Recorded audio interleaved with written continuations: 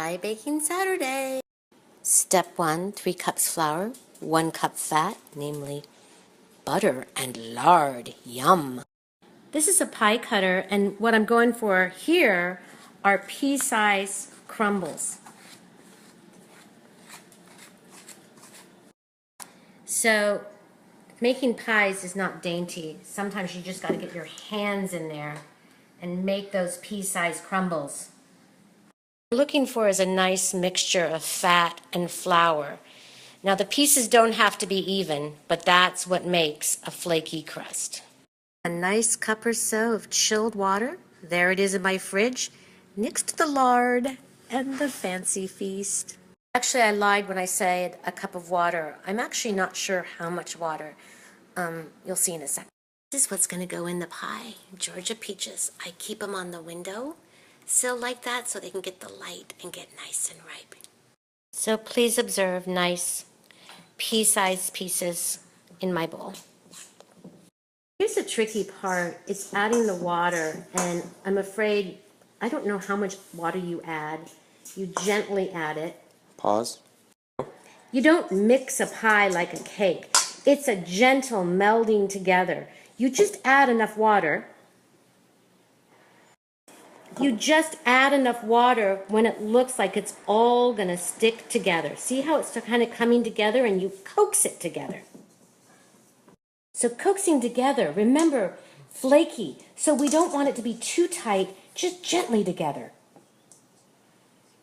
So I've got it together in one nice flaky ball. Ball in half because 2 crusts form each into their individual ball. Dirty, that's all there is to it. Then I take each ball, I put it in a plastic bag, seal it, plop it in the fridge 20 minutes.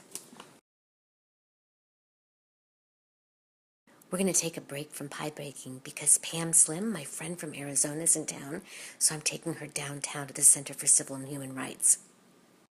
So my crust will just sit happily in the fridge, waiting for me to come back next to the fancy feast. Meow! Waiting for time to roll out the dough. Implements: rolling pin, pie tin, and then we need some sort of canvas surface or tea towel to roll out the pies. You need an apron, preferably vintage. There's going to be more flour. This is messy. I always like to put a little bit of flour in my face to make it more authentic.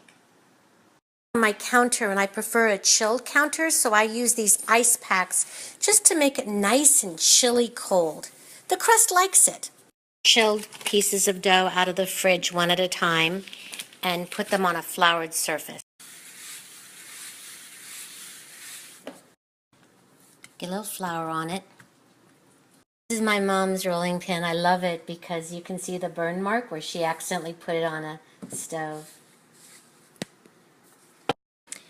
I put a little bit of flour just on the side here where you're going to roll out your dough just so you have it. And then, now we start the process of rolling out the dough, and it's just a slow, steady process. You just go back and forth. Don't rush it. I roll back and forth, scrunching it together. You want it to stay circle, and every so often I turn it over. Keep rolling. I sometimes put flour on the rolling pin, then I just keep rolling, rolling, rolling, rolling, rolling, rolling. What I'm liking here is you can see the flakiness. We've got the bits of fat, we've got the flaky pieces. Keep spreading till you've got enough to have some edge.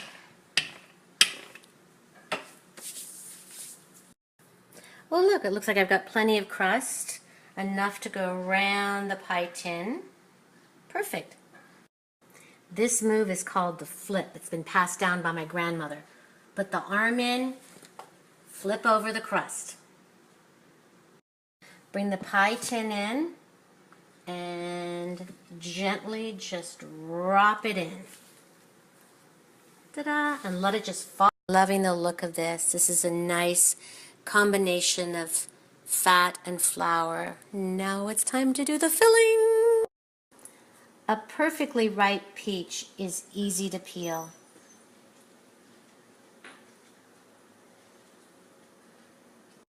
Now if your peach is far from ripe like this one, you poke it with a fork and you dip it just for 1 second in boiling water. Pull it.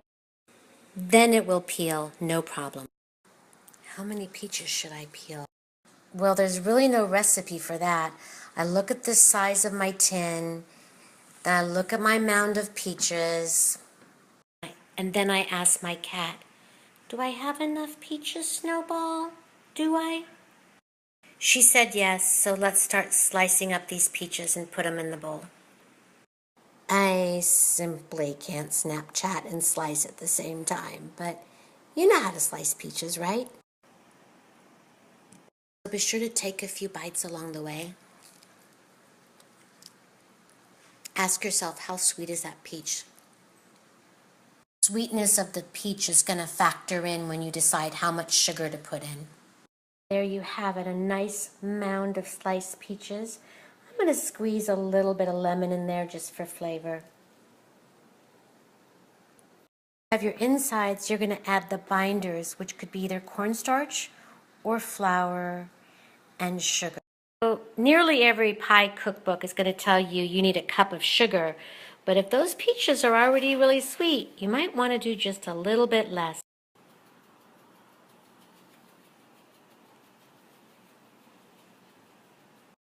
Cornstarch or flour? Cornstarch or flour? Matter of preference. I'm going to use cornstarch because that's what my sister likes, and I'm going to use about 3 tablespoons. 2.5 maybe. P.S. My sister's not actually going to have the pie. She's in California, but you've got to honor the great pie bakers when you bake a pie. Then just gently mix it up.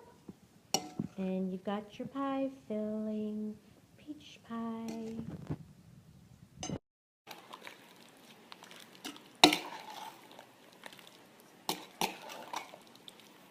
Set your oven to 400 degrees.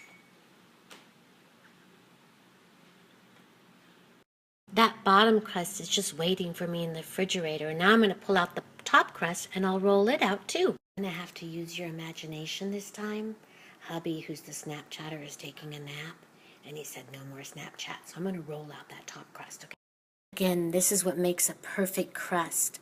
Those pockets of fat with flour. See that crustiness? That bottom crust has been waiting out of the fridge.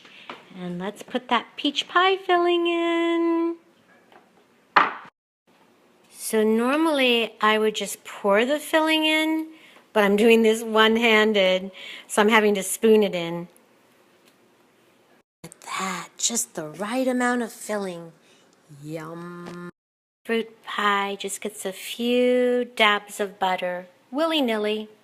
See, just a few dabs of butter like that, maybe a tablespoon and a half. So remember the flip method we did for the bottom? We're going to do it for the top. Take that top piece and lay it down. Ta-dum. I'm going to use my kitchen shears and just cut off a little of the excess. Not all, just a little.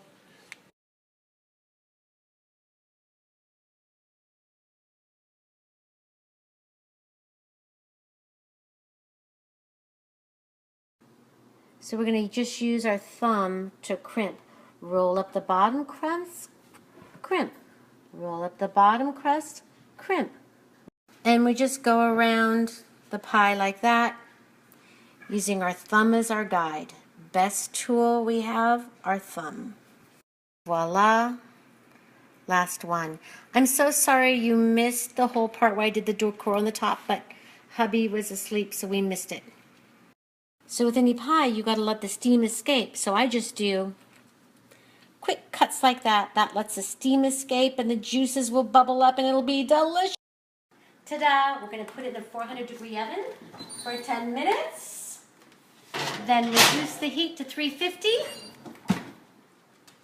So resist the urge to peek, but give in to the urge to smell. When the juices start to bubble, a clue that a pie is ready, the smell. Plus, it's bubbling. Time to take this pie out of the oven.